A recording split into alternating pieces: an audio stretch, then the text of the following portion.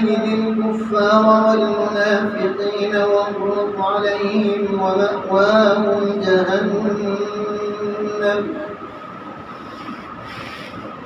وبئس المصير. ضرب الله مثلا للذين كفروا امرأة نوح وامرأة لوط كانتا تحت عبدين من عبادنا صالحين فخانتاهما فلم يغنيا عنهما من الله شيئا وقيل ادخلا النار مع الداخلين.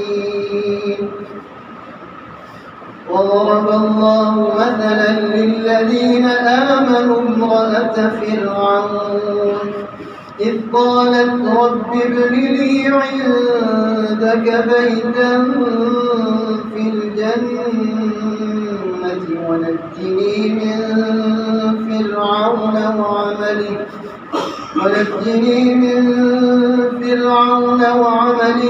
ونجني من القوم الظالمين. ومريم ابنة عمران التي أحصنت فرجها فنفخنا فيه من روحنا وصدقت بكلمات ربها